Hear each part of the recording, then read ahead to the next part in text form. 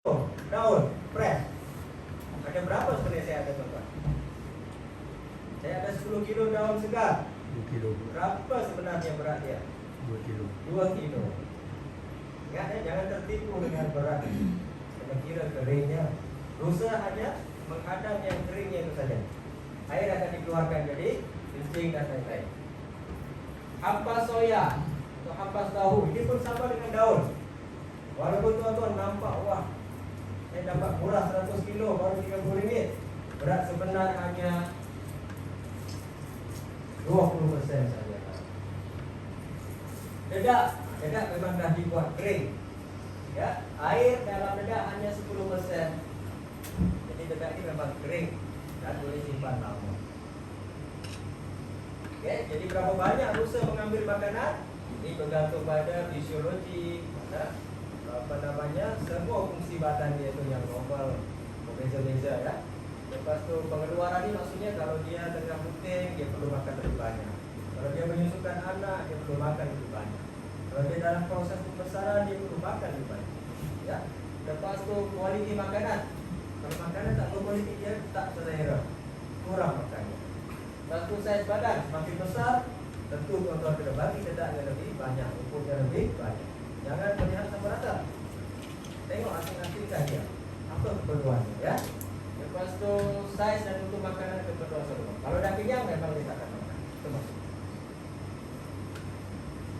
Okey, kita dah mulakan. Okey, ini penting bagi terutama yang ingin hasilkan daging yang cepat ya dan banyak. Kita perlu tahu apa itu ADG dan FCR. Ini yang tidak banyak perlu kita buat. Sebab tu peternakan kita terlambat sangat nak berkembang. Ini konsep utama. Peternak yang maju di Malaysia dan seluruh dunia, peternakan ayam, peternakan khinzir. Kenapa mereka maju? Mereka berlumba di sini. Berlumba-lumba untuk dapat ADG yang terbaik dan FCR yang terbaik. Nah, jadikan industri rusa maju, tuan-tuan kena pegang ini. Ini kunci pentingnya tuan-tuan. Okey, kalau tuan-tuan dah faham ni, sudah tak berfikir macam mana nak jimatkan dedak, sudah lain nanti pemikiran dia. Tuan-tuan dah tak melihat dedak tu harga murah, tapi tuan-tuan melihat kualiti dedak.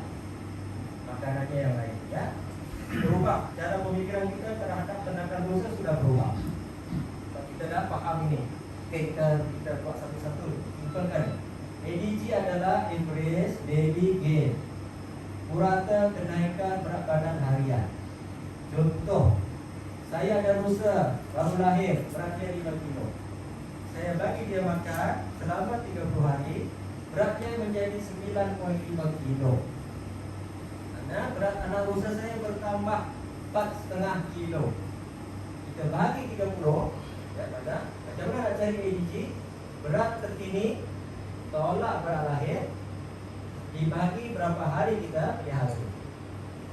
Ya, jadi kenaikan berat badan rusa saya setiap hari sebanyak 150 gram. Kita tahu ADG, kenaikan berat badan harian. Ini yang peternak khinzir dengan peternak ayam berlumba-lumba nak mempertinggi kenaikan berat badan.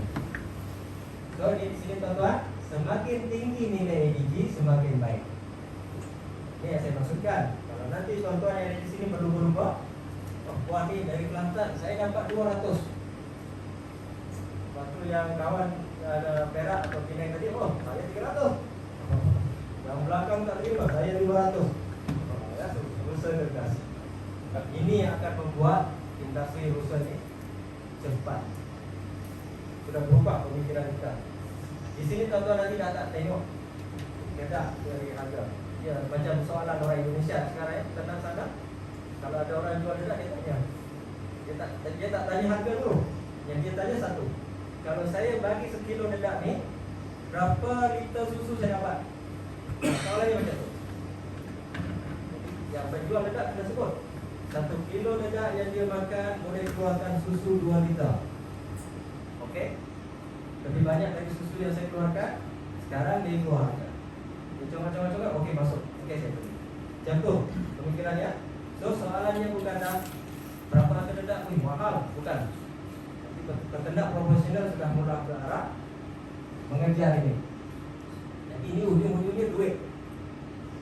Target masa yang kita nak capai dan berapa duit yang kita boleh dapat, perbelanjaan yang kita keluarkan. Baru industri dan komersial. Okey. Jadi dia ada soalan, faham ya? Hanya mengira kenaikan berat badan harian. Ada perlu ditimbang hari ini. Bulan depan kita timbang selepas 30 hari. Makanan yang diberi kita kira. Okey. Selepas kenaikan berat badan kita dah tahu cara perkiraan. Yang kedua kita tahu FCR. FCR maksudnya Feed Conversion Ratio, nisbah penukaran makanan. Makanan yang dia makan, berapa banyak yang dia makan, berapa banyak berat yang dihasilkan. Nisbahnya kita nilai sebagai FCR. Maka nanti FCR adalah semakin rendah nilai FCR semakin baik. Contoh, rusa ini berat 5 kilo, kita pelihara selama 30 hari, ADG 4.5 ya, seluruhannya selama 30 hari, kenaikan berat badan dia 4,5 kilo. Rupanya nak capai kenaikan berat badan 4,5 kilo, dia perlu makan 27 kilo. Berapa FCR-nya? FCR 27 bagi kenaikan berat badan yang dicapai. Oh, rupanya hasilnya 6. Kawannya lain cakap, saya 5. Padahal saya tak perlu makan 27 kilo. Hanya perlu makan berapa tuan-tuan? 22.5. Mana saya lagi jimat makanan. Saya FCR 4. Anda kawan ni tak perlu makan 27 kilo. Dia hanya perlu makan berapa? 4.5 kali 4, 18 kilo. Lagi jimat. Sampai dia berubah dapat 2. Saya FCR 2. Saya hanya bagi makan 9 kilo untuk dapat berat. Sampai sebelum berubah, tuan-tuan fahamkan yang ini, insya-Allah tuan dapat.